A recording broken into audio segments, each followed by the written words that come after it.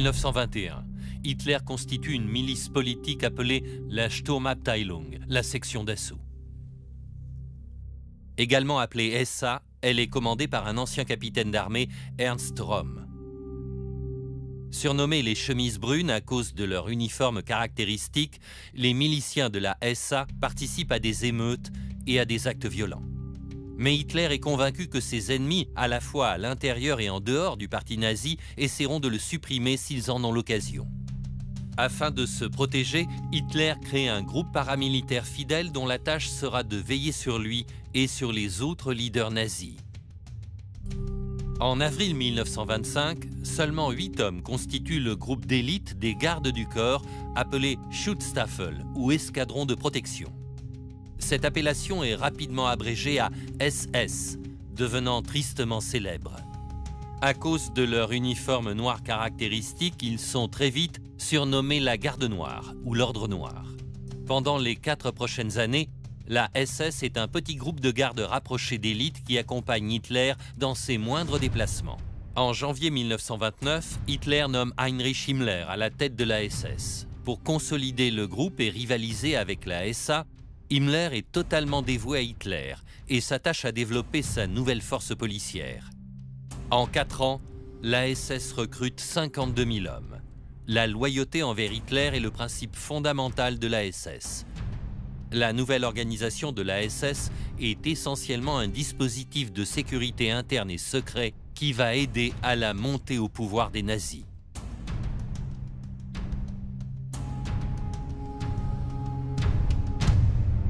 En janvier 1933, le président Hindenburg espère que nommer Hitler chancelier l'apaisera et le réduira au silence.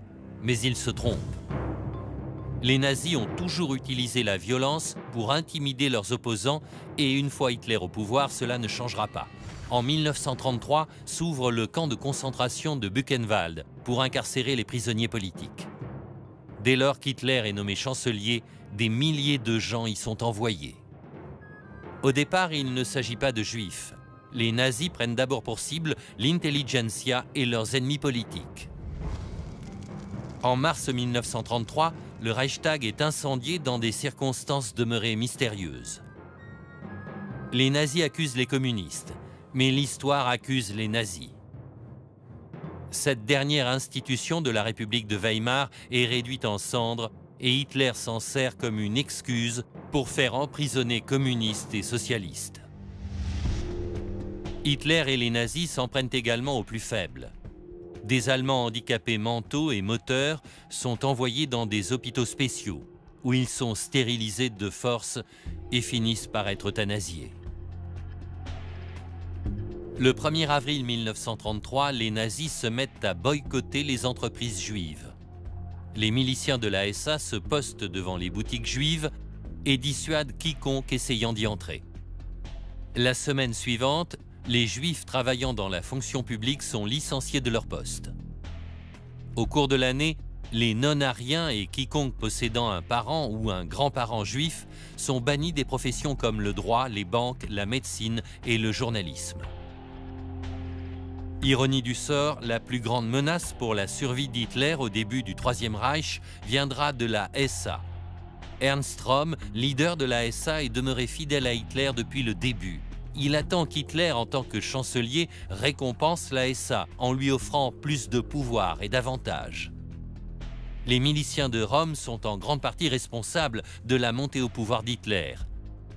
Sur les lignes de front de la révolution politique nazie, ils ont risqué leur vie en combattant les communistes pour avoir le pouvoir et ont écrasé tous les opposants à Hitler.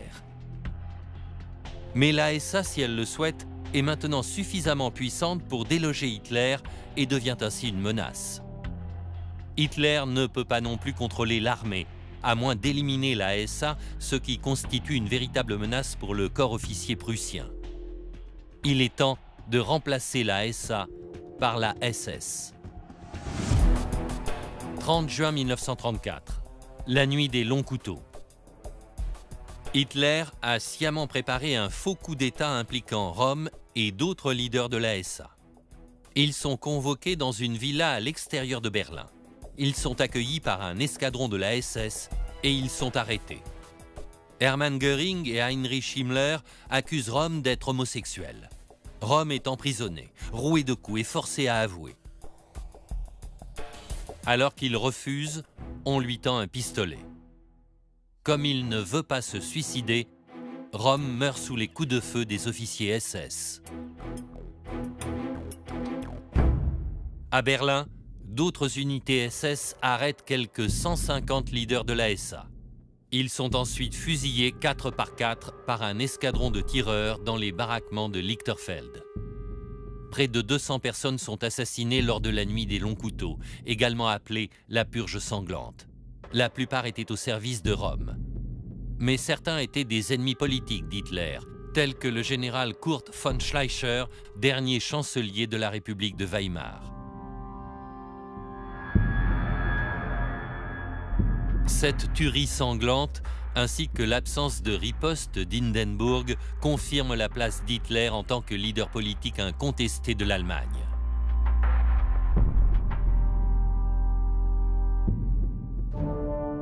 Quelques semaines après le massacre, Hitler récompense Himmler en faisant accéder la SS au statut de groupe indépendant. Désormais détaché de la SA, Himmler est dès lors uniquement sous les ordres d'Hitler. La SS, entièrement dévouée à Hitler, peut tuer n'importe qui sur simple demande et devient l'instrument de terreur personnelle du Führer, ainsi qu'une force militaire effrayante et toute puissante. En cautionnant la purge sanglante, les généraux de l'armée allemande marchent derrière Hitler et entament un long périple qui les mènera au cours des 11 années qui suivent à la reconquête du monde, puis finalement aux échafauds de Nuremberg.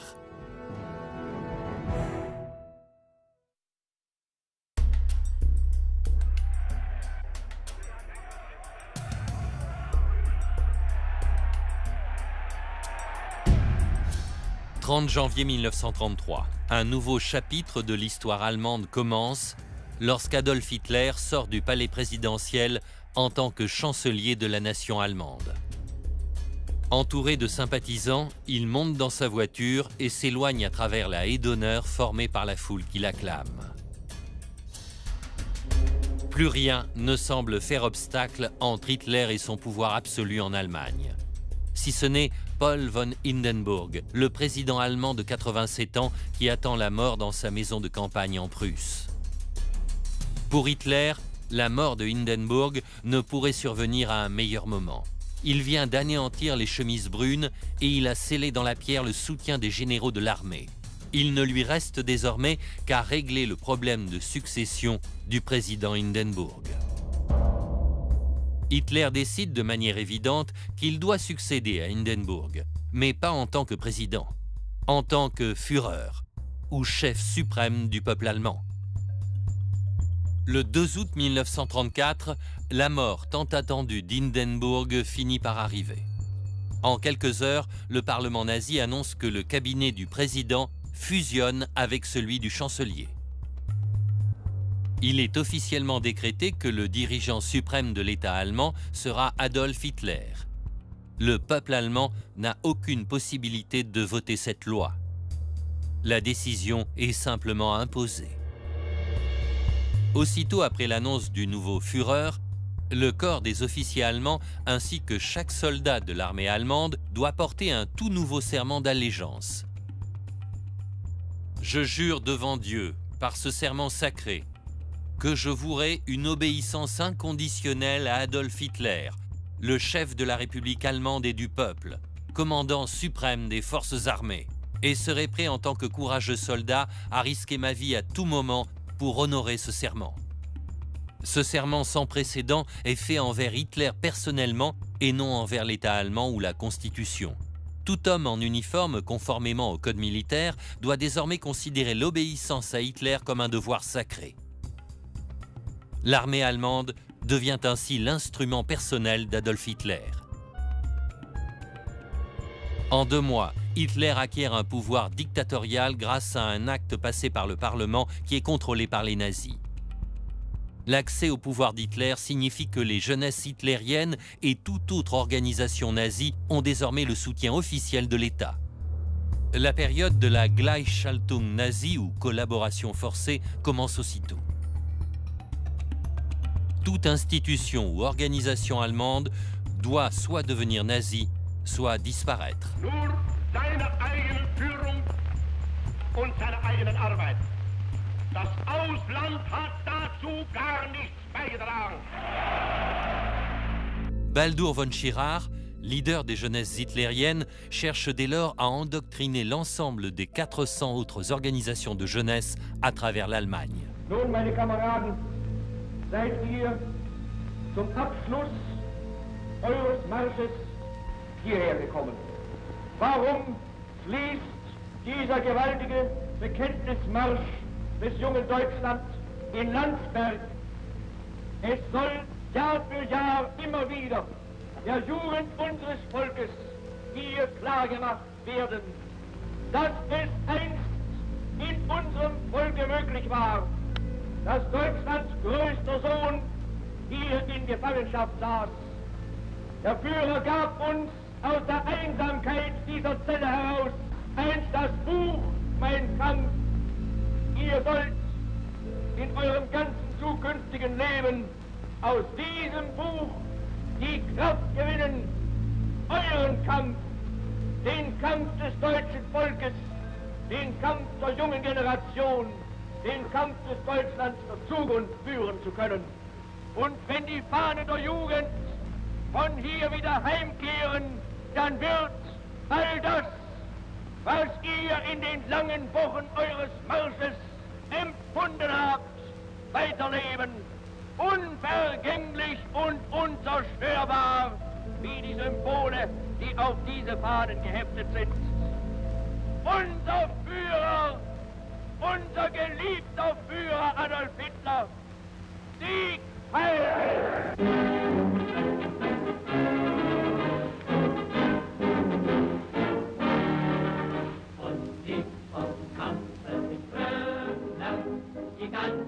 Les nazis misent sur l'enthousiasme naturel des jeunes générations, sur leur soif d'action et sur leur désir d'intégration. Ils espèrent que chaque jeune considérera sa propre unité de jeunesse hitlérienne comme sa deuxième maison, voire sa véritable demeure. 3,5 millions de jeunes hommes et femmes entre 14 et 18 ans ont juré fidélité éternelle à Adolf Hitler. Il constitue la prochaine génération de nazis. Mais dans l'esprit d'Hitler, cela marque le début de la conquête du monde.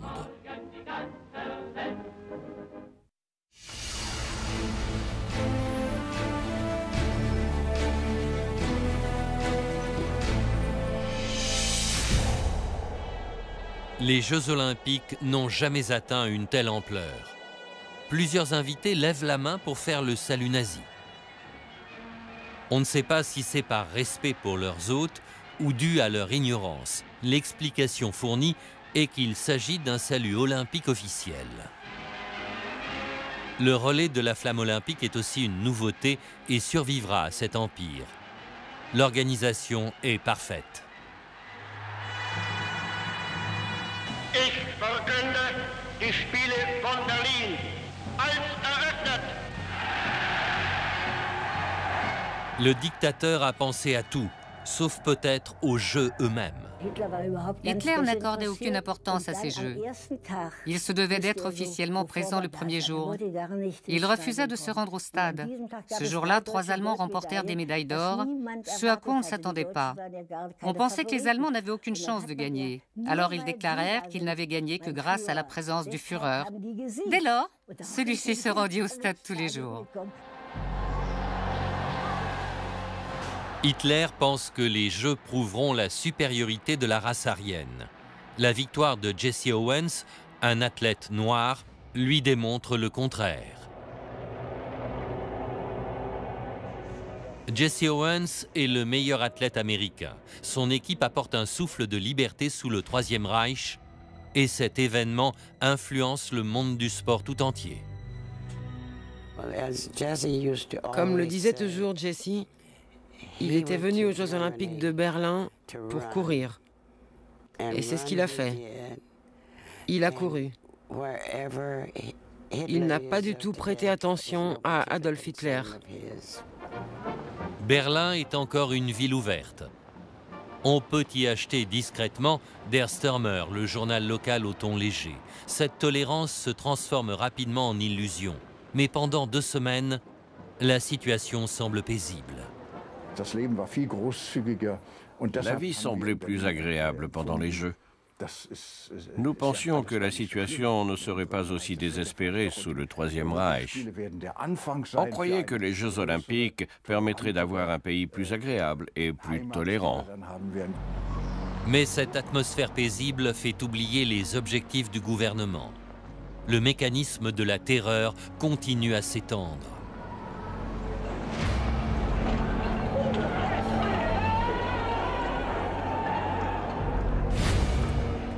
Pendant que la jeunesse déambule dans un Berlin épuré, on construit le camp de concentration de Sachsenhausen. Tout était conçu pour montrer une Allemagne qui n'avait rien à voir avec la réalité.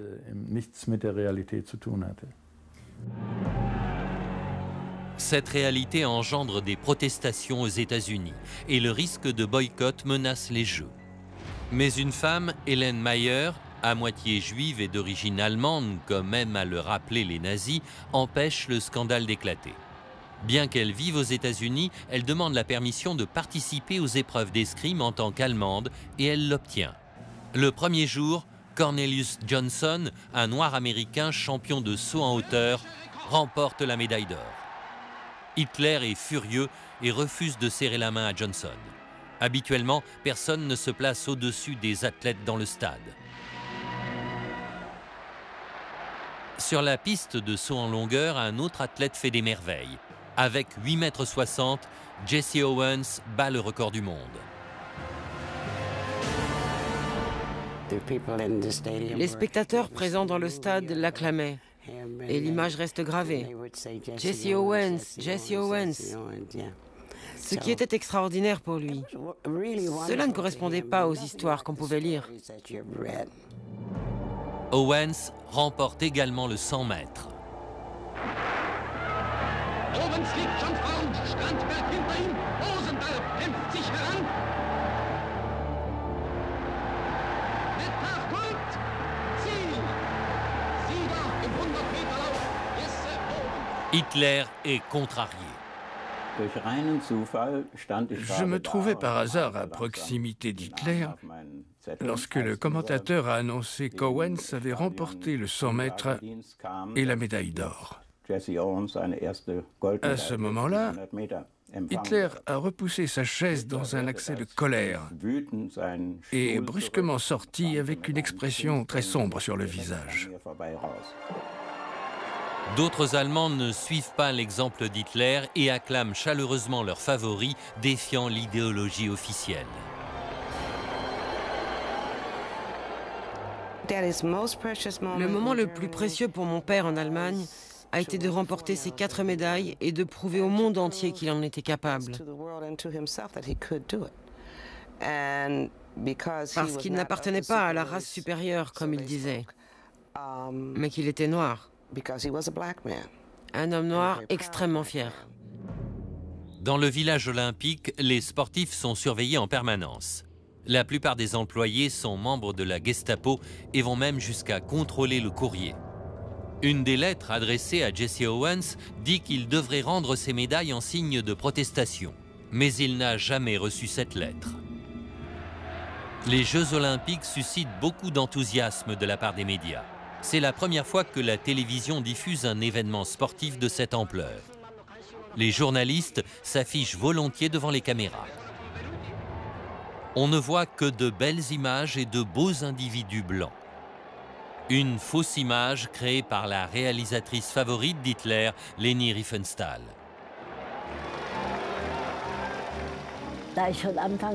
Dès le début, je ne voulais pas faire un film totalement réaliste, mais un film en mémoire de l'esprit des Jeux olympiques.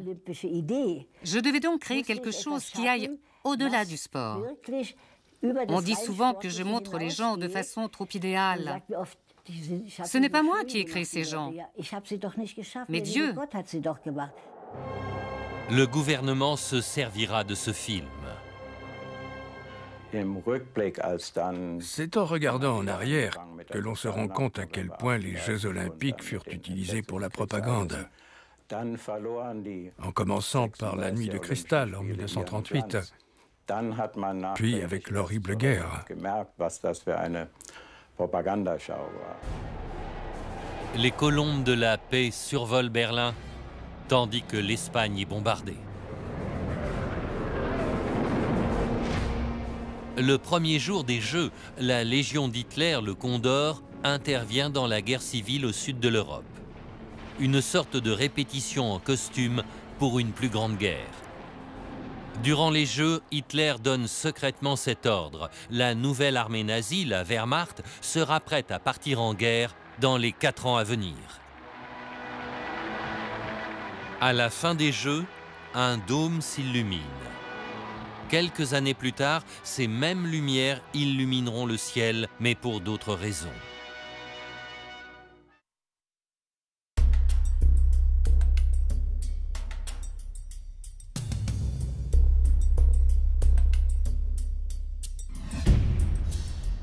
« 12 mars 1935.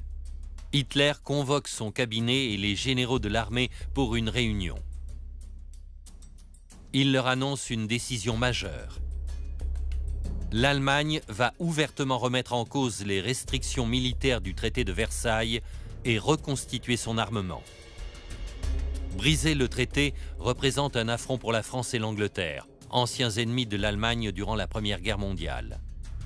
Le monde attend leur réaction à cette nouvelle. Certains généraux de la Wehrmacht, plus prudents, pensent subir aussitôt une offensive militaire de la France. Il ne se passe absolument rien. Au jeu de la diplomatie internationale, Hitler ne joue son prochain coup qu'un an plus tard. Il prend là l'un des plus gros risques de toute sa carrière. À l'aube du 7 mars 1936, 3 bataillons de la Wehrmacht traversent les ponts surplombant le Rhin et pénètrent le cœur industriel de l'Allemagne, connu sous le nom de Rhénanie. Ceci constitue une autre violation majeure du traité de Versailles. Le monde entier attend de voir la réaction des Français et des Britanniques. Les troupes allemandes entrées en Rhénanie ont même reçu l'ordre de battre en retraite si l'armée française attaque.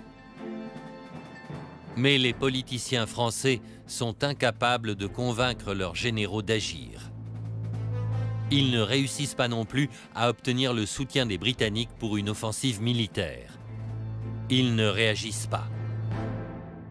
41 mois vont s'écouler entre le jour où Hitler prend le contrôle de l'armée allemande et le début réel de la Seconde Guerre mondiale. Pendant cette période, Hitler pratique une politique violente. Il menace et ment aux différents dirigeants européens afin d'étendre les frontières de son empire. La portée de la stratégie d'Hitler et de la propagande nazie ne se limite pas aux frontières de l'Allemagne. Dans l'Autriche voisine, un sentiment pro-nazi grandissant s'empare du gouvernement, l'incitant à rejoindre le Troisième Reich. Kurt Schuschnigg, le chancelier autrichien, souhaite rester indépendant, mais il est renversé par un coup d'État du parti nazi autrichien organisé à Vienne.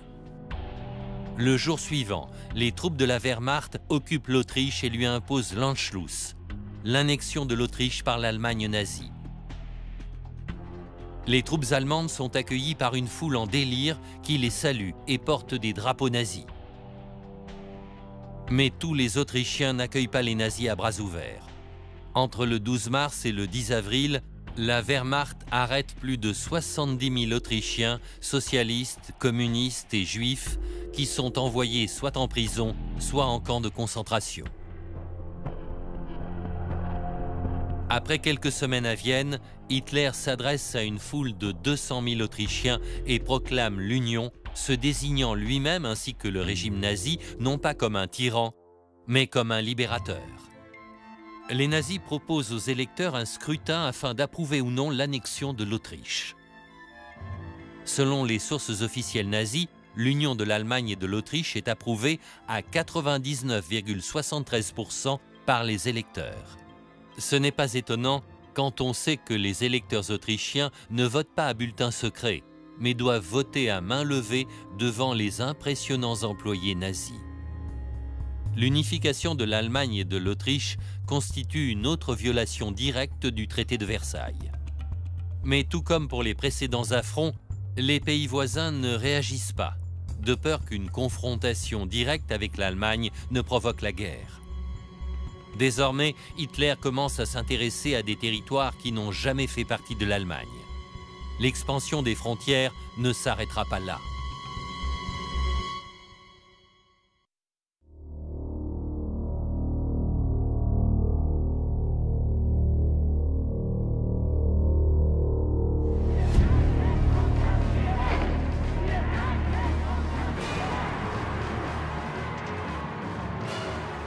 C'est la dernière année de paix en Europe. Mais la paix est illusoire. Hitler ne pense qu'à la guerre, luttant pour un grand empire allemand.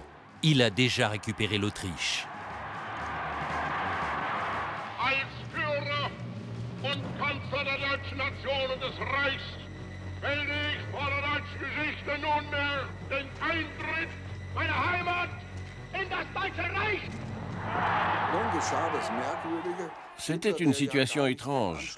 Hitler ne souhaitait pas imposer directement l'Anschluss, mais il voulait seulement que le Parti national-socialiste gouverne l'Autriche. D'un autre côté, avec des nouvelles positives de France et d'Angleterre, et vu qu'aucune menace ne venait de Russie, pourquoi ne pas franchir cette étape? Ce qui signifie l'implosion de la Tchécoslovaquie. La première cible est la région des Sudètes. Konrad Heinlein, le chef du parti allemand des Sudètes, fait tout ce qu'il peut pour faire passer Hitler pour un sauveur. Herr Benesch hat diesen Sudetendeutschen keine Geschenke zu geben. Sie haben das Recht, ein eigenes Leben zu beanspruchen, genauso wie jedes andere Volk.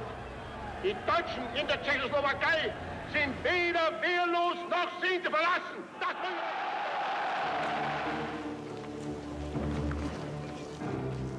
Édouard Beneš, le président de la Tchécoslovaquie, a très peu d'options.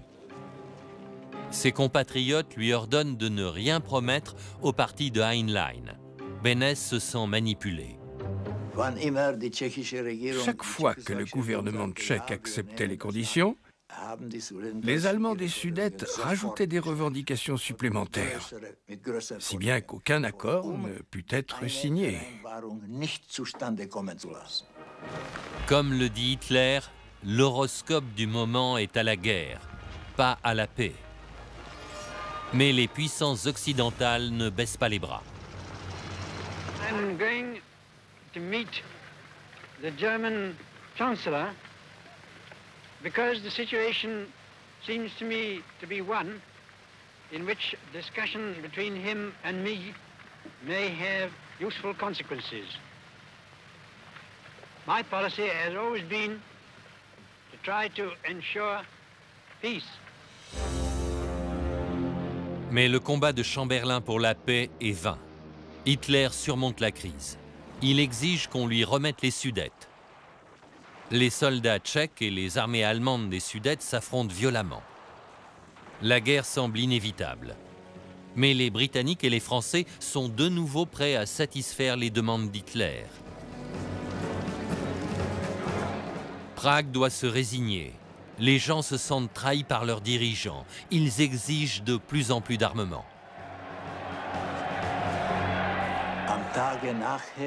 Le jour suivant, il y eut une grande manifestation, la plus grande qu'on ait jamais vue en Tchécoslovaquie. Elle eut lieu devant le Parlement de l'époque, le Rudolfinium, où la foule demandait au gouvernement de démissionner. Le peuple exigea un nouveau gouvernement qu'il pourrait élire et qui serait capable de protéger leur pays. Chamberlain rend à nouveau visite à Hitler à Godesberg sur le Rhin. Il apporte dans ses bagages les documents pour un accord avec les nazis. La réunion fait scandale. Le dictateur lance un ultimatum lors de ces négociations, lui remettre immédiatement l'ensemble des Sudètes ou entrer en guerre. La conférence est un échec. Prague rejette les revendications et les menaces d'Hitler. les alliés occidentaux offrent leur collaboration. Les réservistes s'enrôlent dans l'armée. La guerre pointe à l'horizon. Hitler joue avec la terreur. Es ist die letzte territoriale Forderung, die ich in Europa zu stellen habe, aber es ist die Forderung, von der ich nicht abgehe und die ich fordere zu erfüllen werde. Ich habe Herrn Dennis ein Angebot gemacht. Es ist nichts anderes als die Realisierung dessen, was er selbst schon zugesichert hat. Er hat jetzt in seiner Hand Frieden oder Krieg. Er wird dieses Angebot jetzt akzeptieren und den Deutschen endlich die Freiheit geben. Oder wir werden diese Freiheit uns jetzt holen. À Berlin, les dirigeants de la Wehrmacht sont prêts à se battre. Mais ce qu'Hitler ne sait pas, c'est que de hauts fonctionnaires militaires préparent un coup d'État. Leur plan est d'arrêter Hitler lorsqu'il donnera l'ordre d'entrer en guerre. Certains souhaitent le voir mort, ils veulent éliminer Hitler afin d'éviter une autre guerre. Des nouvelles amènent alors de nouveaux espoirs. Une conférence de paix à Munich. Grâce à la médiation de Mussolini, le plaidoyer d'Hitler est atténué. Il y a 2 dictateurs et 2 démocrates. Tous les 4 sont chaleureusement accueillis. Seul le gouvernement de Prague n'est pas invité aux négociations. Certaines revendications de Mussolini sont pratiquement rédigées par Hermann Göring. Hitler et les nazis ont récupéré les Sudètes en ne faisant quasiment aucun effort. À 1 h du matin, le destin de la Tchécoslovaquie est scellé.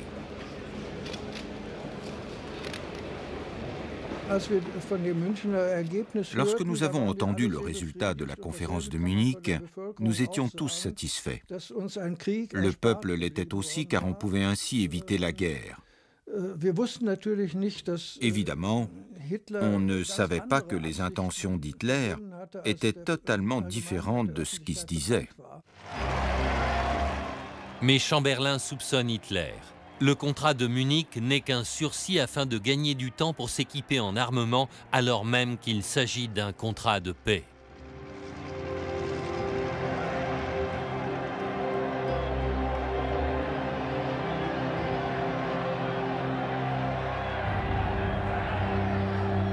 The settlement of the Czechoslovakian problem, which has now been achieved, is, in my view, only the prelude to a larger settlement in which all Europe may find peace.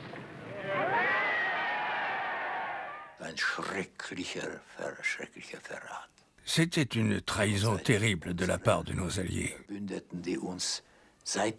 Dès la fondation de la Tchécoslovaquie, ils nous avaient assuré qu'ils garantiraient notre sécurité et notre liberté. Nous avons été trahis. Octobre 1938. Quelques jours après avoir signé la convention de Munich, l'armée allemande envahit les Sudètes. Hitler et son armée défilent à travers les rues. Certains acclament les nazis comme leurs libérateurs, les autres appréhendent l'avenir.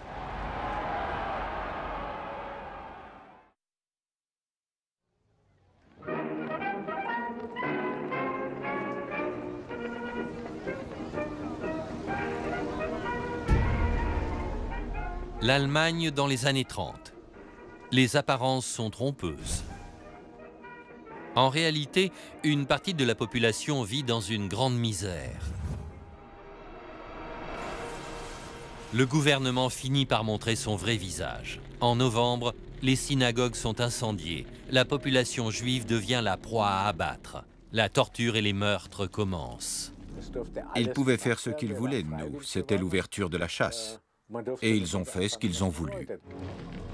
Les nazis entament une violente campagne à travers tout l'Empire. Le prétexte officiel est l'assassinat à Paris de Ernst von Rath, un diplomate allemand. En protestation à la déportation violente de sa famille hors d'Allemagne, un réfugié juif de 17 ans veut attirer l'attention du public. Son plan est d'assassiner le gouverneur d'Hitler à Paris. Une des 5 balles atteint le diplomate. Von Rath est emmené à l'hôpital et meurt 2 jours plus tard. Le gouvernement d'Hitler célèbre la commémoration du 9 novembre. L'événement est le prétexte idéal pour faire de la propagande. Goebbels a déjà bien entretenu un sentiment de haine. L'assassin sert d'excuse pour attaquer. Le chef de la propagande voit immédiatement une opportunité dans la mort du diplomate.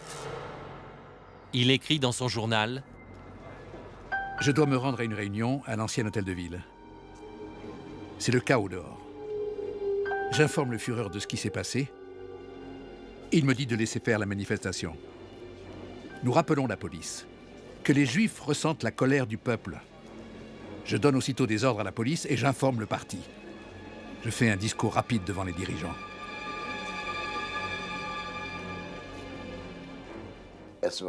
Son discours était agressif et tranchant quant à ce qui pouvait arriver aux Allemands dans le monde. Si quelque chose comme ça arrivait, nous devions réagir comme nation et ne pas le laisser impuni. Les plans des nazis se confirment. Vague d'applaudissements. Tout le monde se rue sur le téléphone. Les gens vont passer à l'action.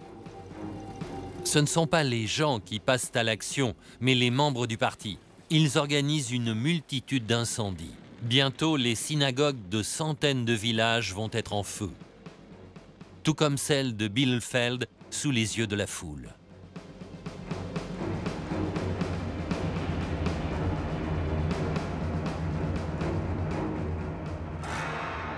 L'ordre est donné d'ouvrir une chasse à l'homme. Et la traque commence.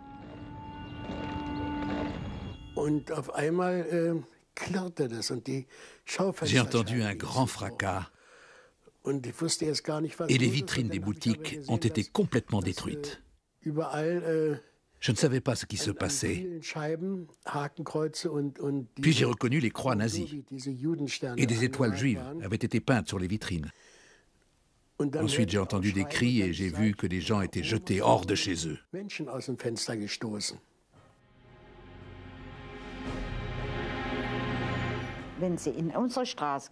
Ils sont aussi venus dans notre rue. Il y avait environ 500 ou 600 Allemands. Ils criaient et ils chantaient. Il y avait une femme âgée avec eux. Je n'ai pas reconnu son visage, mais ils l'ont traînée par les cheveux tout le long de la rue. La colère spontanée de la foule, comme la propagande l'a décrite, est une mascarade bien organisée. La plupart des incendiaires portent ouvertement leurs uniformes ou leurs insignes du parti. Ceux qui ont participé étaient de simples citoyens ou des membres respectables de la société.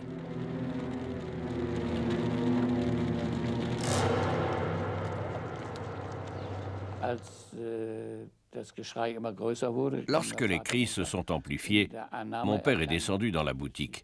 Quand il est arrivé dans les escaliers, on a entendu un coup de feu. Il a juste dit « C'est tout ce que j'ai entendu. On m'a tiré dessus ».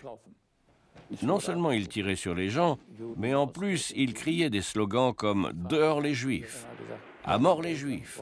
Mon père disait toujours « Mes parents et mes grands-parents ont vécu dans cette maison, je ne partirai pas d'ici. » Au milieu du chaos, des gens criaient à mon père « Tu n'as pas voulu quitter les lieux vivants, on fera sortir ton cadavre. » Plus de 400 personnes sont tuées ou torturées. Plus de 1400 synagogues et 7500 magasins sont pillés et détruits.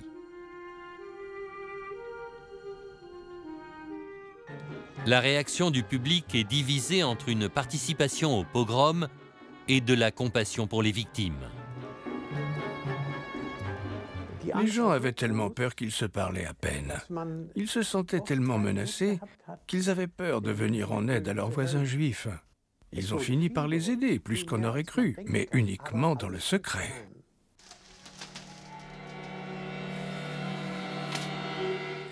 L'être humain n'a aucune valeur.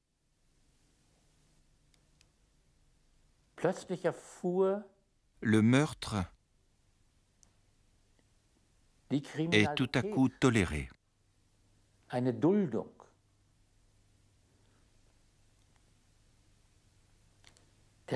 gouvernement approuve tous les péchés, tous les crimes. Saisie de biens, arrestations, les plans organisés à l'avance sont mis en œuvre. Les listes d'adresses sont bien renseignées. Les officiers de la loi travaillent de manière systématique. À travers le pays, la police arrête principalement les hommes juifs soupçonnés de posséder une grande fortune.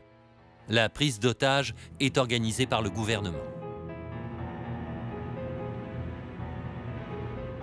Le but est de faire disparaître les Juifs de l'économie et du pays. Ils ne peuvent évidemment pas emporter leurs biens avec eux. Sachsenhausen, Dachau, Buchenwald, ce sont les portes de la discrimination sociale. Un chantage violent se met en place. Ceux qui acceptent d'abandonner leur fortune et sont prêts à quitter le pays seront libérés. Ceux qui le peuvent tentent d'obtenir un visa. Les pays d'accueil ne peuvent recevoir qu'un nombre limité de gens. Les enfants ont plus de chances de partir. Certains pays voisins sont prêts à les accueillir. Adieu à tout jamais. Durant la nuit du pogrom, le gouvernement a essayé de voir jusqu'où il pouvait aller.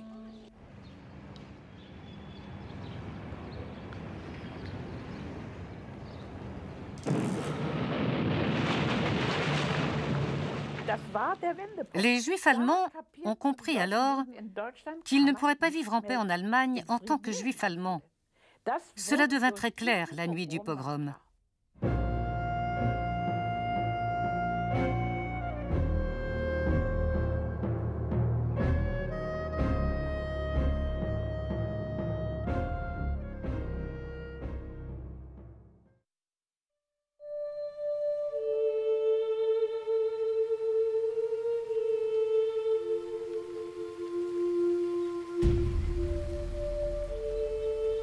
Varsovie à la fin d'un été idyllique, juste avant la catastrophe.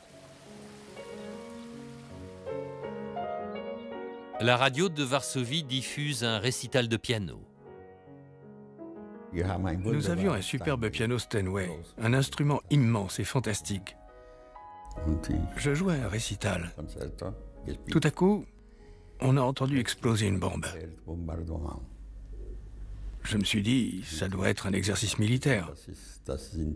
Malheureusement, ça ne l'était pas. C'était la guerre. Venant de l'ouest, on entend le rugissement de la bataille. La Wehrmacht a envahi la Pologne. Avant cela, plusieurs jours et semaines auparavant, nous avions suivi les menaces d'Hitler avec attention et tout était publié dans les médias. Hitler veut détruire la Pologne. Il veut la guerre à n'importe quel prix. Il déclare ceci au commandant de la Wehrmacht. Le but est l'élimination des forces vivantes. Même si la guerre commence à l'ouest, notre priorité est d'anéantir la Pologne. L'utilisation de la violence est nécessaire. Le pouvoir reviendra au pays le plus fort. La tâche du ministre des Affaires étrangères d'Hitler est d'assurer la destruction de la Pologne. L'Allemagne signe un traité de non-agression avec Staline, son ancien ennemi. Cet accord choque l'Occident. Nous ne savions pas que Ribbentrop se rendait à Moscou. Je veux dire, nous savions qu'ils avaient eu des contacts, mais bien moins importants, de manière moins significative. Staline veut sa part du gâteau. Ensuite, Hitler sera libre d'envahir la Pologne. Des soldats SS habillés en uniforme polonais feignent une attaque contre la station de radio allemande de Gleiwitz. Achtung, Achtung! Hier ist der polnische Aufständischen-Verband. Polen hat heute Nacht zum ersten Mal auf unserem eigenen Territorium auch mit bereits regulären Soldaten geschossen. Seit 5:45 Uhr wird jetzt zurückgeschossen. Le Schleswig-Holstein ouvre le feu sur Westerplatte, puis sur Gdansk. C'est une guerre sans déclaration. Les troupes de choc allemandes envahissent le pays.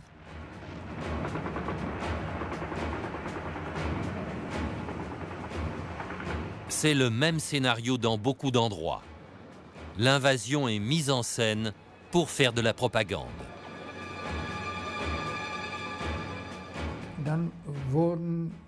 Un groupe de soldats a été choisi parmi ma compagnie à des fins de propagande. Sur l'ordre du parti, on devait détruire la barrière. Elle avait déjà été sciée et préparée. Nous étions une dizaine. On faisait semblant de faire de gros efforts pour la casser en deux. L'invasion ne reste pas sans conséquences. Hitler sous-estime l'Occident. Les Britanniques et les Français soutiennent leurs alliés. 3 septembre, Paul Schmitt, le traducteur d'Hitler, lui remet la déclaration de guerre de la Grande-Bretagne.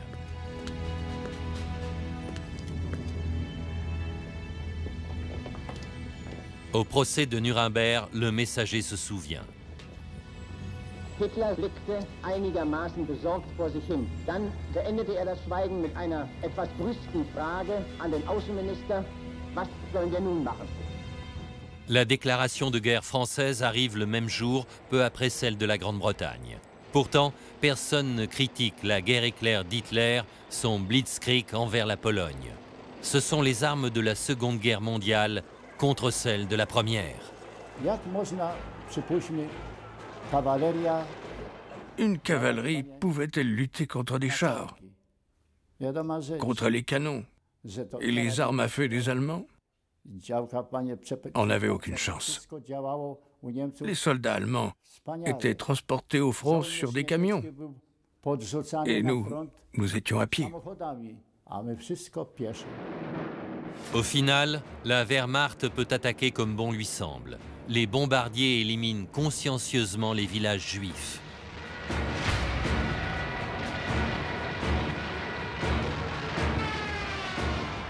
En marge de la guerre commence la terreur envers la population civile. Les Polonais pourront survivre à l'obsession d'Hitler, mais uniquement comme des esclaves.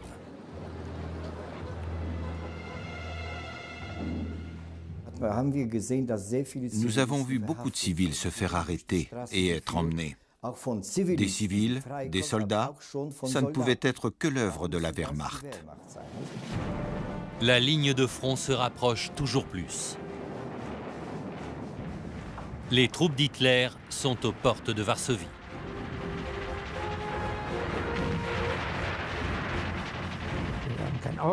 À nos yeux, la guerre serait très courte.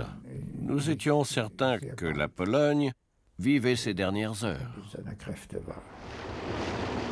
L'offensive suivante arrive de Russie. Staline a sa part de responsabilité dans ce désastre. Les vainqueurs se rencontrent à Brest-Litovsk. La campagne commune dévastatrice réunit Hitler et Staline. On a bu en l'honneur de la fraternité entre Allemands et Soviétiques en disant « Nous espérons que vous l'emporterez aussi rapidement sur les Britanniques et les Français ». 25 septembre, l'attaque de Varsovie. En présence des plus grands commandants, ils bombardent la capitale polonaise avec plus de 1000 canons d'artillerie. 400 avions allemands bombardent la métropole. C'est l'attaque aérienne la plus importante de l'histoire.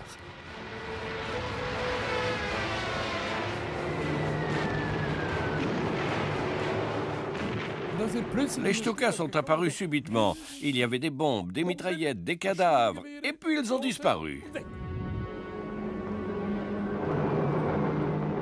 L'enfer de Varsovie. La Seconde Guerre mondiale a officiellement commencé.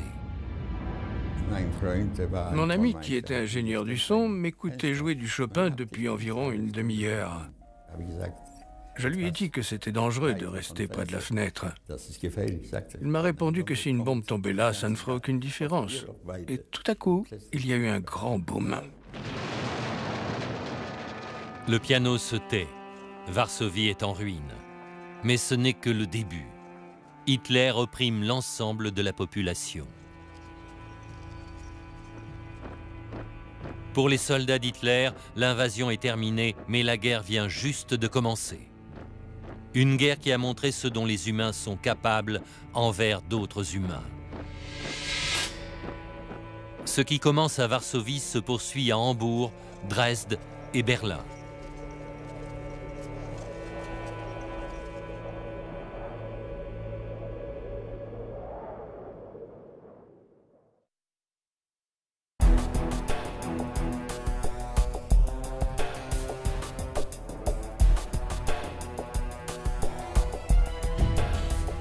Malgré de nombreux efforts, les Alliés ne parviennent pas à déloger une seule division allemande de Pologne.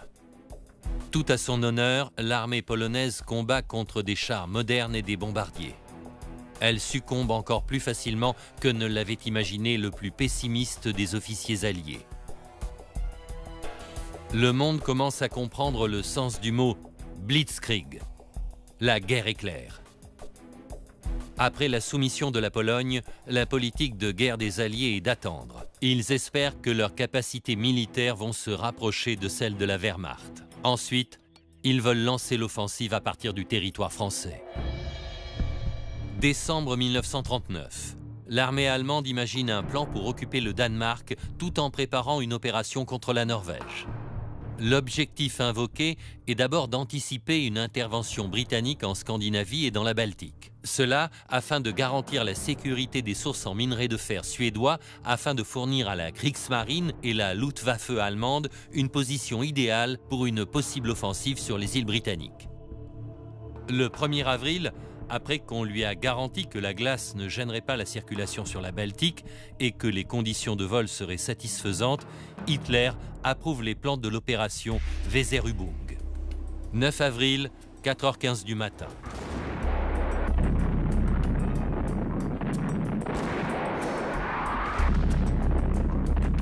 La surprise est totale.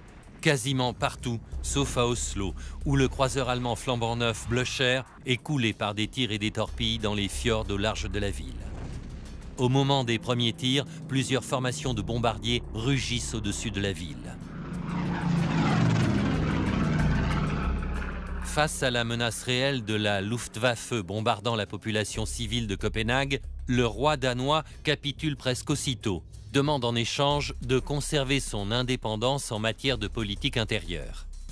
En conséquence, l'occupation du Danemark sera moins stricte, surtout jusqu'à l'été 1943.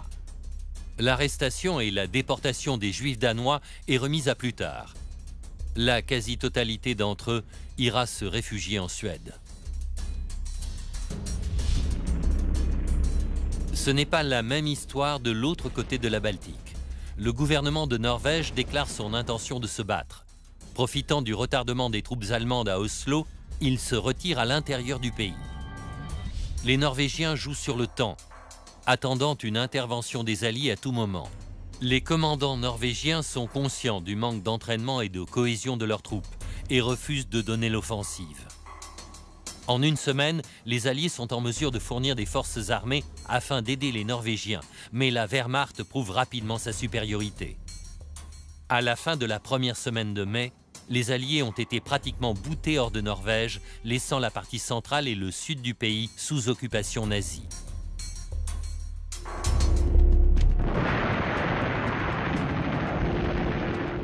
Les contre-offensives maritimes des Britanniques n'ont pas beaucoup plus de succès.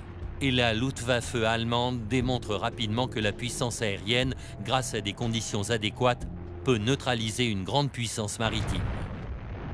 À Narvik, quasiment hors de portée de la force aérienne allemande, la situation est totalement différente. La marine britannique avance rapidement et détruit les 10 vaisseaux de guerre allemands qui s'y trouvent. Dès le 14 avril, après que les troupes alliées ont commencé à débarquer, Hitler est sur le point d'ordonner à son régiment de Narvik de se retirer en Suède et de se confiner. Le haut commandement des forces armées le dissuade de se retirer de Narvik, ce qui reviendrait à sacrifier l'objectif principal. Le régiment de Narvik reçoit finalement l'ordre d'organiser une défense efficace et tenace jusqu'à début juin, où les Alliés, sous la pression des circonstances en France, décident de se retirer.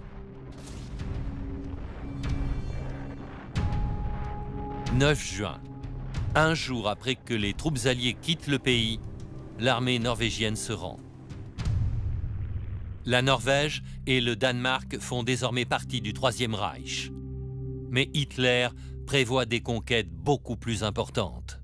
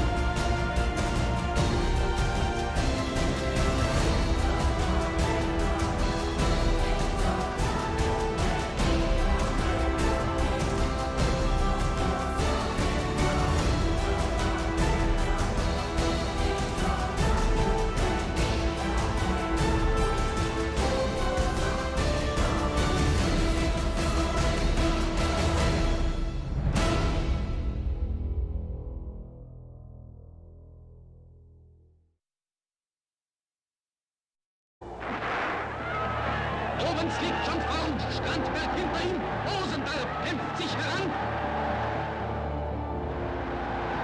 Wettkampf kommt, Ziel, Sieger im 100-Meter-Lauf, Jesse oben.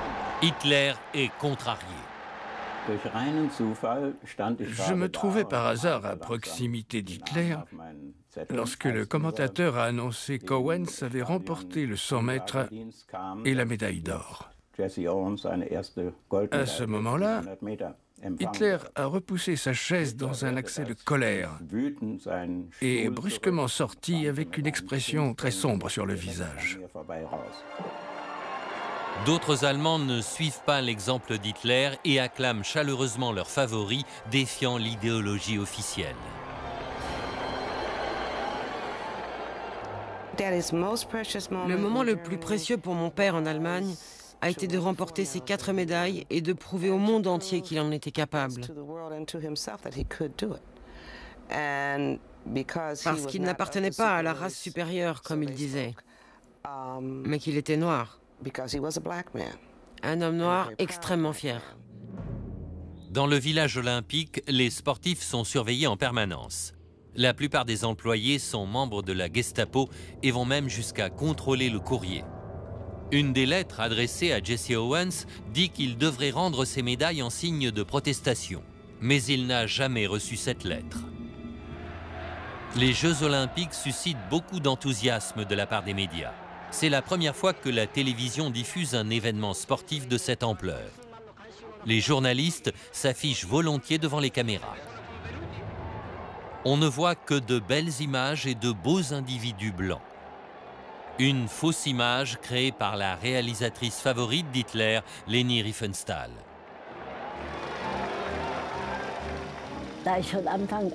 Dès le début, je ne voulais pas faire un film totalement réaliste, mais un film en mémoire de l'esprit des Jeux olympiques. Je devais donc créer quelque chose qui aille au-delà du sport. On dit souvent que je montre les gens de façon trop idéale. Ce n'est pas moi qui ai créé ces gens, mais Dieu. Le gouvernement se servira de ce film. C'est en regardant en arrière que l'on se rend compte à quel point les Jeux olympiques furent utilisés pour la propagande. En commençant par la Nuit de cristal en 1938, puis avec l'horrible guerre. Les colombes de la paix survolent Berlin, tandis que l'Espagne est bombardée, et finissent par être euthanasiées. Le 1er avril 1933, les nazis se mettent à boycotter les entreprises juives.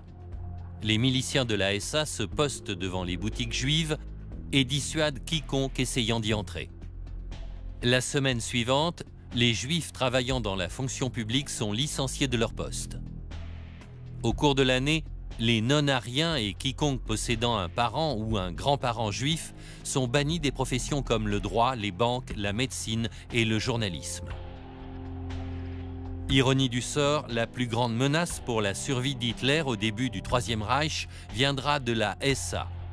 Ernst Röhm, leader de la SA, est demeuré fidèle à Hitler depuis le début. Il attend qu'Hitler, en tant que chancelier, récompense la SA en lui offrant plus de pouvoir et d'avantages. Les miliciens de Röhm sont en grande partie responsables de la montée au pouvoir d'Hitler. Sur les lignes de front de la révolution politique nazie, ils ont risqué leur vie en combattant les communistes pour avoir le pouvoir et ont écrasé tous les opposants à Hitler. Mais la SA, si elle le souhaite, est maintenant suffisamment puissante pour déloger Hitler et devient ainsi une menace. Hitler ne peut pas non plus contrôler l'armée, à moins d'éliminer la SA, ce qui constitue une véritable menace pour le corps officier prussien. Il est temps de remplacer la SA par la SS. 30 juin 1934, la nuit des longs couteaux. Hitler a sciemment préparé un faux coup d'État impliquant Röhm et d'autres leaders de la SA. Ils sont convoqués dans une villa à l'extérieur de Berlin. Ils sont accueillis par un escadron de la SS et ils sont arrêtés. Hermann Göring et Heinrich Himmler accusent Röhm d'être homosexuel. Röhm est emprisonné, roué de coups et forcé à avouer. Alors qu'il refuse, on lui tend un pistolet. Comme il ne veut pas se suicider, Röhm meurt sous les coups de feu des officiers SS. À Berlin, d'autres unités SS arrêtent quelques 150 leaders de la SA. Ils sont ensuite fusillés 4 par 4 par un escadron de tireurs dans les baraquements de Lichterfeld. Près de 200 personnes sont assassinées lors de la nuit des longs couteaux, également appelée la purge sanglante. La plupart étaient au service de Röhm. Mais certains étaient des ennemis politiques d'Hitler, tels que le général Kurt von Schleicher, dernier chancelier de la République de Weimar. Cette tuerie sanglante, ainsi que l'absence de riposte d'Hindenburg, confirment la place d'Hitler en tant que leader. Jesse Owens est le meilleur athlète américain. Son équipe apporte un souffle de liberté sous le Troisième Reich et cet événement influence le monde du sport tout entier. Comme le disait toujours Jesse, il était venu aux Jeux Olympiques de Berlin pour courir. Et c'est ce qu'il a fait. Il a couru. Il n'a pas du tout prêté attention à Adolf Hitler. Berlin est encore une ville ouverte. On peut y acheter discrètement Der Stürmer, le journal local au ton léger. Cette tolérance se transforme rapidement en illusion. Mais pendant 2 semaines, la situation semble paisible. La vie semblait plus agréable pendant les Jeux. Nous pensions que la situation ne serait pas aussi désespérée sous le Troisième Reich. On croyait que les Jeux Olympiques permettraient d'avoir un pays plus agréable et plus tolérant. Mais cette atmosphère paisible fait oublier les objectifs du gouvernement. Le mécanisme de la terreur continue à s'étendre.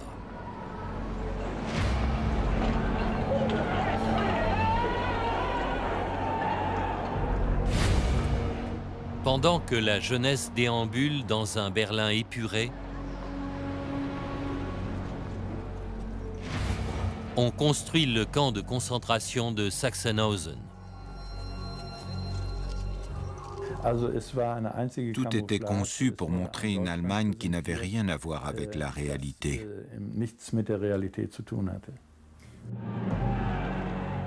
Cette réalité engendre des protestations aux États-Unis et le risque de boycott menace les Jeux. Mais une femme, Hélène Mayer, à moitié juive et d'origine allemande, comme aiment à le rappeler les nazis, empêche le scandale d'éclater. Bien qu'elle vive aux États-Unis, elle demande la permission de participer aux épreuves d'escrime en tant qu'Allemande et elle l'obtient. Le premier jour, Cornelius Johnson, un noir américain champion de saut en hauteur, remporte la médaille d'or.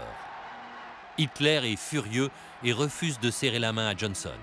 Habituellement, personne ne se place au-dessus des athlètes dans le stade. Sur la piste de saut en longueur, un autre athlète fait des merveilles. Avec 8,60 m, Jesse Owens bat le record du monde. Les spectateurs présents dans le stade l'acclamaient.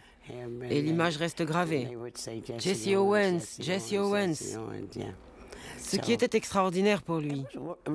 Cela ne correspondait pas aux histoires qu'on pouvait lire. Owens remporte également le 100 mètres. Malgré de nombreux efforts, les Alliés ne parviennent pas à déloger une seule division allemande de Pologne. Tout à son honneur, l'armée polonaise combat contre des chars modernes et des bombardiers. Elle succombe encore plus facilement que ne l'avait imaginé le plus pessimiste des officiers alliés. Le monde commence à comprendre le sens du mot « Blitzkrieg », la guerre éclair. Après la soumission de la Pologne, la politique de guerre des Alliés est d'attendre. Ils espèrent que leurs capacités militaires vont se rapprocher de celles de la Wehrmacht. Ensuite, ils veulent lancer l'offensive à partir du territoire français. Décembre 1939. L'armée allemande imagine un plan pour occuper le Danemark tout en préparant une opération contre la Norvège. L'objectif invoqué est d'abord d'anticiper une intervention britannique en Scandinavie et dans la Baltique. Cela afin de garantir la sécurité des sources en minerai de fer suédois, afin de fournir à la Kriegsmarine et la Luftwaffe allemande une position idéale pour une possible offensive sur les îles britanniques. Le 1er avril, après qu'on lui a garanti que la glace ne gênerait pas la circulation sur la Baltique et que les conditions de vol seraient satisfaisantes, Hitler approuve les plans de l'opération Weserübung. 9 avril, 4h15 du matin.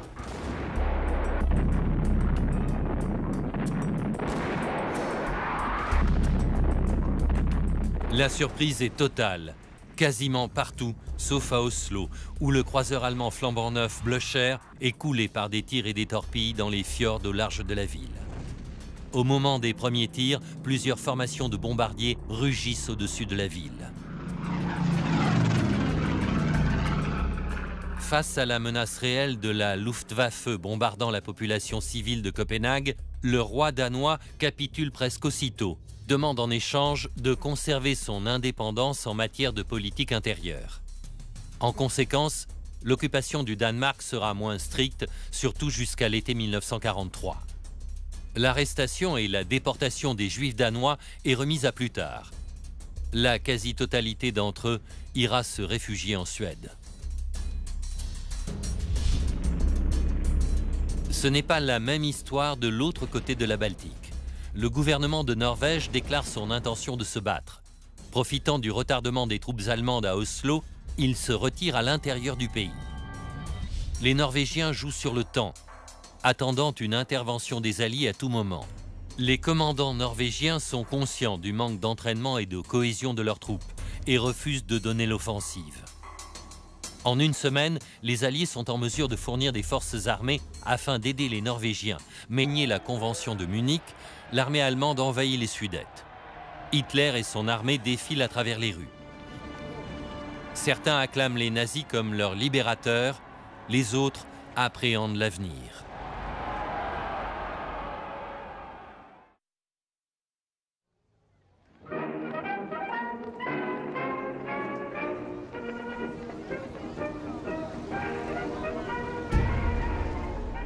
L'Allemagne dans les années 30. Les apparences sont trompeuses. En réalité, une partie de la population vit dans une grande misère. Le gouvernement finit par montrer son vrai visage. En novembre, les synagogues sont incendiées. La population juive devient la proie à abattre. La torture et les meurtres commencent. Ils pouvaient faire ce qu'ils voulaient de nous. C'était l'ouverture de la chasse. Et ils ont fait ce qu'ils ont voulu. Les nazis entament une violente campagne à travers tout l'Empire. Le prétexte officiel est l'assassinat à Paris de Ernst von Rath, un diplomate allemand. En protestation à la déportation violente de sa famille hors d'Allemagne, un réfugié juif de 17 ans veut attirer l'attention du public. Son plan est d'assassiner le gouverneur d'Hitler à Paris. Une des 5 balles atteint le diplomate. Von Rath est emmené à l'hôpital et meurt 2 jours plus tard. Le gouvernement d'Hitler célèbre la commémoration du 9 novembre. L'événement est le prétexte idéal pour faire de la propagande. Goebbels a déjà bien entretenu un sentiment de haine. L'assassin sert d'excuse pour attaquer. Le chef de la propagande voit immédiatement une opportunité dans la mort du diplomate. Il écrit dans son journal « Je dois me rendre à une réunion à l'ancien hôtel de ville. C'est le chaos dehors. J'informe le Führer de ce qui s'est passé. Il me dit de laisser faire la manifestation. Nous rappelons la police. Que les Juifs ressentent la colère du peuple. Je donne aussitôt des ordres à la police et j'informe le parti. Je fais un discours rapide devant les dirigeants. »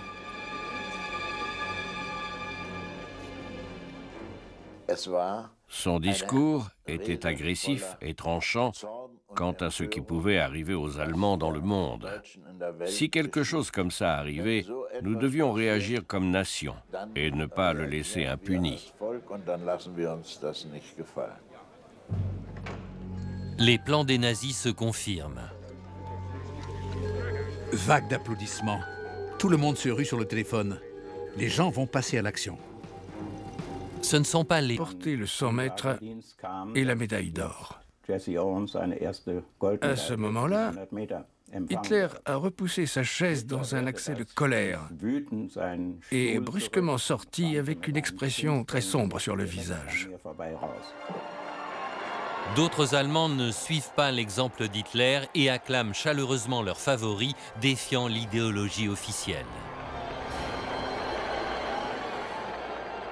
Le moment le plus précieux pour mon père en Allemagne a été de remporter ces 4 médailles et de prouver au monde entier qu'il en était capable. Parce qu'il n'appartenait pas à la race supérieure, comme il disait, mais qu'il était noir. Un homme noir extrêmement fier. Dans le village olympique, les sportifs sont surveillés en permanence. La plupart des employés sont membres de la Gestapo et vont même jusqu'à contrôler le courrier. Une des lettres adressées à Jesse Owens dit qu'il devrait rendre ses médailles en signe de protestation. Mais il n'a jamais reçu cette lettre. Les Jeux olympiques suscitent beaucoup d'enthousiasme de la part des médias. C'est la première fois que la télévision diffuse un événement sportif de cette ampleur. Les journalistes s'affichent volontiers devant les caméras. On ne voit que de belles images et de beaux individus blancs. Une fausse image créée par la réalisatrice favorite d'Hitler, Leni Riefenstahl. Dès le début, je ne voulais pas faire un film totalement réaliste, mais un film en mémoire de l'esprit des Jeux olympiques. Je devais donc créer quelque chose qui aille au-delà du sport. On dit souvent que je montre les gens de façon trop idéale. Ce n'est pas moi qui ai créé ces gens, mais Dieu. Le gouvernement se servira de ce film. C'est en regardant en arrière que l'on se rend compte à quel point les Jeux olympiques furent utilisés pour la propagande.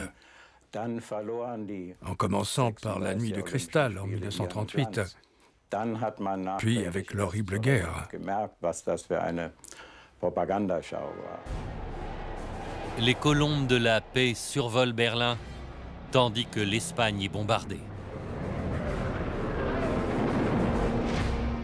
Le premier jour des Jeux, la Légion d'Hitler, le Condor, intervient dans la guerre civile au sud de l'Europe. Une sorte de répétition en costume pour une plus grande guerre. Durant les Jeux, Hitler donne secrètement cet ordre. La nouvelle armée nazie, la Wehrmacht, sera prête à partir en guerre dans les 4 ans à venir. Il était venu aux Jeux olympiques de Berlin pour courir. Et c'est ce qu'il a fait. Il a couru. Il n'a pas du tout prêté attention à Adolf Hitler. Berlin est encore une ville ouverte. On peut y acheter discrètement Der Stürmer, le journal local au ton léger. Cette tolérance se transforme rapidement en illusion. Mais pendant 2 semaines, la situation semble paisible.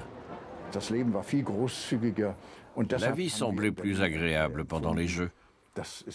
Nous pensions que la situation ne serait pas aussi désespérée sous le Troisième Reich. On croyait que les Jeux olympiques permettraient d'avoir un pays plus agréable et plus tolérant. Mais cette atmosphère paisible fait oublier les objectifs du gouvernement. Le mécanisme de la terreur continue à s'étendre.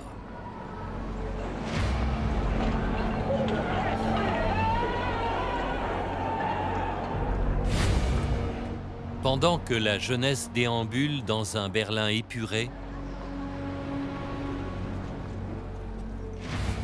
on construit le camp de concentration de Sachsenhausen. Tout était conçu pour montrer une Allemagne qui n'avait rien à voir avec la réalité.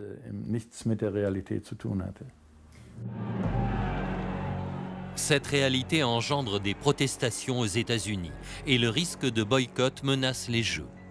Mais une femme, Hélène Mayer, à moitié juive et d'origine allemande, comme aiment à le rappeler les nazis, empêche le scandale d'éclater. Bien qu'elle vive aux États-Unis, elle demande la permission de participer aux épreuves d'escrime en tant qu'Allemande et elle l'obtient. Le premier jour, Cornelius Johnson, un noir américain champion de saut en hauteur, remporte la médaille d'or. Hitler est furieux et refuse de serrer la main à Johnson. Habituellement, personne ne se place au-dessus des athlètes dans le stade. Sur la piste de saut en longueur, un autre athlète fait des merveilles. Avec 8,60 m, Jesse Owens bat le record du monde. Les spectateurs présents dans le stade l'acclamaient. Et l'image reste gravée. Jesse Owens, Jesse Owens. Ce qui était extraordinaire pour lui. Cela ne correspondait pas aux histoires qu'on pouvait lire. Owens remporte également le 100 mètres. Owens liegt schon vorn, Strandberg hinter ihm, Rosenberg kämpft sich heran. Wettkampf kommt, Ziel, Sieger im 100 Meter Lauf, Jesse Owens. Ce qui était extraordinaire pour lui. Cela ne correspondait pas aux histoires qu'on pouvait lire. Owens remporte également le 100 mètres. Owens liegt schon vorn, Strandberg hinter ihm, Rosenberg kämpft sich heran. Wettkampf kommt, Ziel, Sieger im 100 Meter Lauf, Jesse Owens. Hitler est contrarié. Je me trouvais par hasard à proximité d'Hitler lorsque le commentateur a annoncé qu'Owens avait remporté le 100 mètres et la médaille d'or. À ce moment-là, Hitler a repoussé sa chaise dans un accès de colère et est brusquement sorti avec une expression très sombre sur le visage. D'autres Allemands ne suivent pas l'exemple d'Hitler et acclament chaleureusement leur favori, défiant l'idéologie officielle. Le moment le plus précieux pour mon père en Allemagne a été de remporter ces 4 médailles et de prouver au monde entier qu'il en était capable. Parce qu'il n'appartenait pas à la race supérieure, comme il disait, mais qu'il était noir. Un homme noir extrêmement fier. Dans le village olympique, les sportifs sont surveillés en permanence. La plupart des employés sont membres de la Gestapo et vont même jusqu'à contrôler le courrier.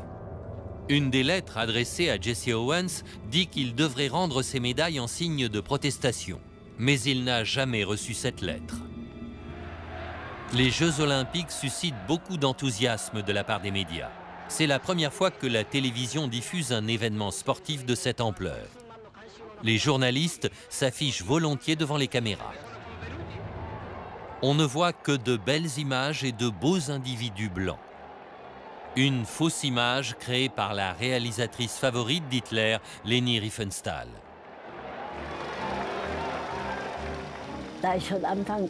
Dès le début, je ne voulais pas faire un film totalement réaliste, mais un film en mémoire de l'esprit des Jeux olympiques. Je devais donc créer quelque chose qui aille au-delà du sport. On dit souvent que je montre les gens de façon trop idéale. Ce n'est pas moi qui ai créé ces gens, mais Dieu.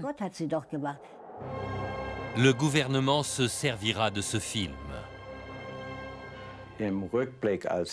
C'est en regardant en arrière que l'on se rend compte à quel point les Jeux olympiques furent utilisés pour la propagande. En commençant par la Nuit de cristal en 1938, puis avec l'Orbital. Tout à coup, on a entendu exploser une bombe. Je me suis dit, ça doit être un exercice militaire. Malheureusement, ça ne l'était pas. C'était la guerre. Venant de l'Ouest, on entend le rugissement de la bataille. La Wehrmacht a envahi la Pologne. Avant cela, plusieurs jours et semaines auparavant, nous avions suivi les menaces d'Hitler avec attention et tout était publié dans les médias. Hitler veut détruire la Pologne. Il veut la guerre à n'importe quel prix. Il déclare ceci au commandant de la Wehrmacht. Le but est l'élimination des forces vivantes. Même si la guerre commence à l'ouest, notre priorité est d'anéantir la Pologne. L'utilisation de la violence est nécessaire, le pouvoir reviendra au pays le plus fort. La tâche du ministre des Affaires étrangères d'Hitler est d'assurer la destruction de la Pologne. L'Allemagne signe un traité de non-agression avec Staline, son ancien ennemi. Cet accord choque l'Occident. Nous ne savions pas que Ribbentrop se rendait à Moscou. Je veux dire, nous savions qu'ils avaient eu des contacts, mais bien moins importants, de manière moins significative. Staline veut sa part du gâteau. Ensuite, Hitler sera libre d'envahir la Pologne. Des soldats SS habillés en uniforme polonais feignent une attaque contre la station de radio allemande de Gleiwitz. Achtung, Achtung! Hier ist der polnische Aufständischen-Verband. Polen hat heute Nacht zum ersten Mal auf unserem eigenen Territorium auch mit bereits regulären Soldaten geschossen. Seit 5:45 Uhr wird jetzt zurückgeschossen. Le Schleswig-Holstein ouvre le feu sur Westerplatte, puis sur Gdansk. C'est une guerre sans déclaration. Les troupes de choc allemandes envahissent le pays.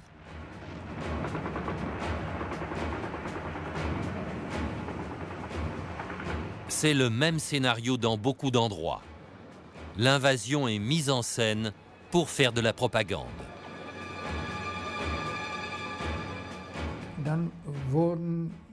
Un groupe de soldats a été choisi parmi ma compagnie à des fins de propagande. Sur l'ordre du parti, on devait détruire la barrière. Elle avait déjà été sciée et préparée. Nous étions une dizaine. On faisait semblant de faire de gros efforts pour la casser en... L'Allemand n'a aucune possibilité de voter cette loi. La décision est simplement imposée. Aussitôt après l'annonce du nouveau Führer, le corps des officiers allemands ainsi que chaque soldat de l'armée allemande doit porter un tout nouveau serment d'allégeance. Je jure devant Dieu, par ce serment sacré, que je vouerai une obéissance inconditionnelle à Adolf Hitler, le chef de la République allemande et du peuple, commandant suprême des forces armées, et serai prêt en tant que courageux soldat à risquer ma vie à tout moment pour honorer ce serment. Ce serment sans précédent est fait envers Hitler personnellement et non envers l'État allemand ou la Constitution. Tout homme en uniforme, conformément au code militaire, doit désormais considérer l'obéissance à Hitler comme un devoir sacré. L'armée allemande devient ainsi l'instrument personnel d'Adolf Hitler. En 2 mois, Hitler acquiert un pouvoir dictatorial grâce à un acte passé par le Parlement qui est contrôlé par les nazis. L'accès au pouvoir d'Hitler signifie que les jeunesses hitlériennes et toute autre organisation nazie ont désormais le soutien officiel de l'État. La période de la Gleichschaltung nazie ou collaboration forcée commence aussitôt. Toute institution ou organisation allemande doit soit devenir nazie, soit disparaître. Nur seine eigene Führung und seiner eigenen Arbeit. Das Ausland hat dazu gar nichts beigetragen. Baldur von Schirach, leader des jeunesses hitlériennes, cherche dès lors à endoctriner l'ensemble des 400 autres organisations de jeunesse à travers l'Allemagne. Nun, meine Kameraden, seid ihr zum Abschluss eures Marsches hierher gekommen.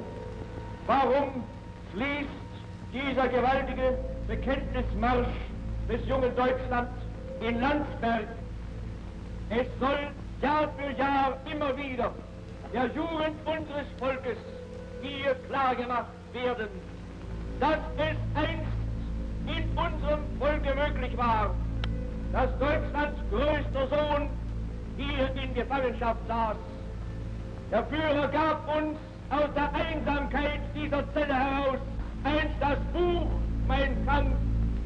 Ihr sollt in eurem ganzen zukünftigen Leben aus diesem Buch die Kraft gewinnen, euren Kampf, den Kampf des deutschen Volkes, den Kampf der jungen Generation, den Kampf des Deutschlands der Zukunft führen zu können.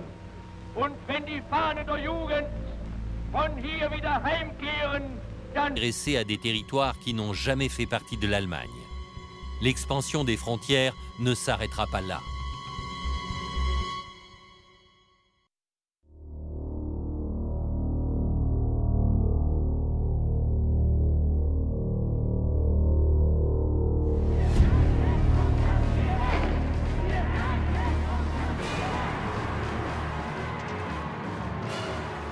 C'est la dernière année de paix en Europe.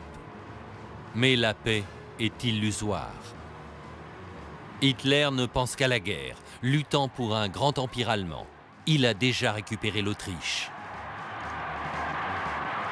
Als Führer und Kanzler der deutschen Nation und des Reichs wähle ich vor der deutschen Geschichte nunmehr den Eintritt meiner Heimat in das Deutsche Reich.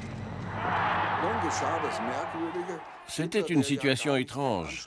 Hitler ne souhaitait pas imposer directement l'Anschluss, mais il voulait seulement que le Parti national-socialiste gouverne l'Autriche.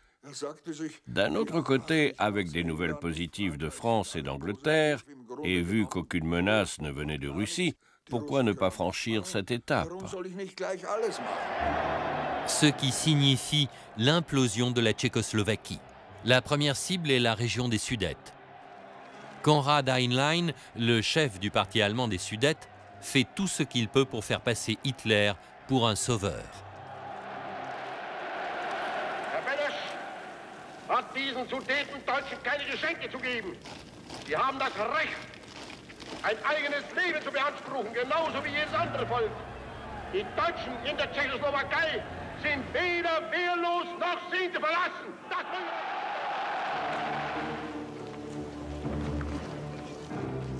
Édouard Beneš, le président de la Tchécoslovaquie, a très peu d'options. Ses compatriotes lui ordonnent de ne rien promettre au parti de Heinlein. Beneš se sent manipulé. Chaque fois que le gouvernement tchèque acceptait les conditions, les Allemands des Sudètes rajoutaient des revendications supplémentaires, si bien qu'aucun accord ne put être signé. Comme le dit Hitler, l'horoscope du moment est à la guerre, pas à la paix. Mais les puissances occidentales ne baissent pas les bras. I'm going to meet the German Chancellor because the situation seems to me to be one in which discussion between him and me may have useful consequences. My policy has always been... Au final, la Wehrmacht peut attaquer comme bon lui semble. Les bombardiers éliminent consciencieusement les villages juifs.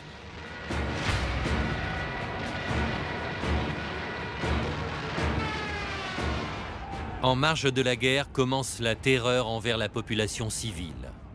Les Polonais pourront survivre à l'obsession d'Hitler, mais uniquement comme des esclaves.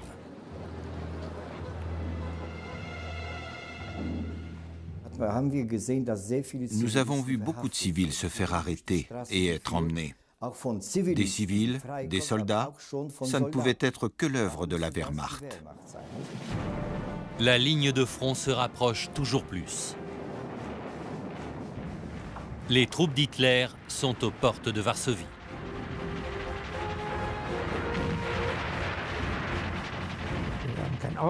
À nos yeux, la guerre serait très courte. Nous étions certains que la Pologne vivait ses dernières heures. L'offensive suivante arrive de Russie. Staline a sa part de responsabilité dans ce désastre. Les vainqueurs se rencontrent à Brest-Litovsk. La campagne commune dévastatrice réunit Hitler et Staline. On a bu en l'honneur de la fraternité entre Allemands et Soviétiques en disant « Nous espérons que vous l'emporterez aussi rapidement sur les Britanniques et les Français ». 25 septembre, l'attaque de Varsovie.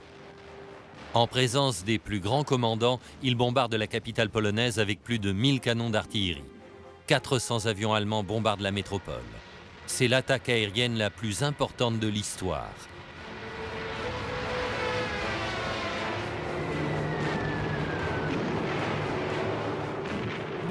Les Stukas sont apparus subitement. Il y avait des bombes, des mitraillettes, des cadavres, et puis ils ont disparu. L'enfer de Varsovie. La Seconde Guerre mondiale a officiellement commencé. Mon ami, qui était ingénieur du son, m'écoutait jouer du Chopin depuis environ une demi-heure. Je lui ai dit que c'était dangereux de rester près de la fenêtre. Il m'a répondu que si une bombe tombait là, ça ne ferait aucune différence. Et tout à coup, il y a eu un grand boom. Le piano se tait. Varsovie est en ruine. Mais ce n'est que le début. Hitler opprime l'ensemble de la population. Pour les soldats d'Hitler, l'invasion est terminée, mais la guerre vient juste de commencer. Une guerre qui a montré ce dont les humains sont capables envers d'autres humains. Bien qu'ils avaient eu des contacts, mais bien moins importants, de manière moins significative.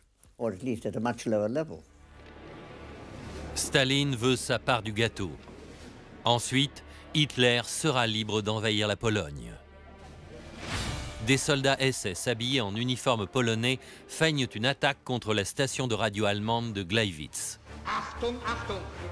Hier ist der polnische Aufständischen-Verband. Polen hat heute Nacht zum ersten Mal auf unserem eigenen Territorium auch mit bereits regulären Soldaten geschossen. Seit 5:45 Uhr wird jetzt zurückgeschossen.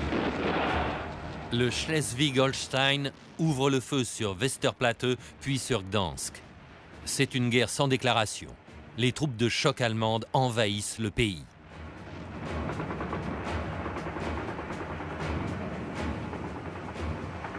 C'est le même scénario dans beaucoup d'endroits. L'invasion est mise en scène pour faire de la propagande.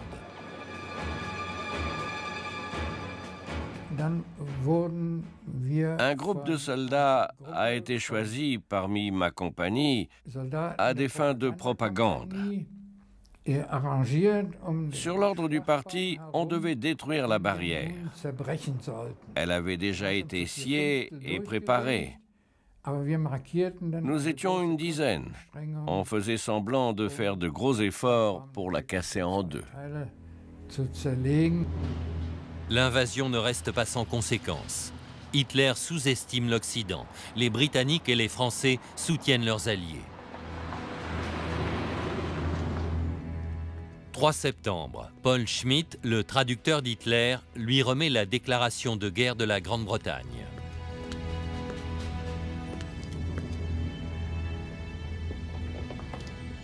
Au procès de Nuremberg, le messager se souvient.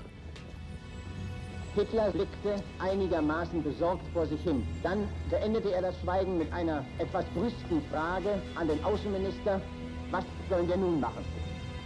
La déclaration de guerre française arrive le même jour, peu après celle de la Grande-Bretagne. Pourtant, personne ne critique la guerre éclair d'Hitler, son blitzkrieg envers la Pologne. Ce sont les armes de la Seconde Guerre mondiale contre celles de la Première.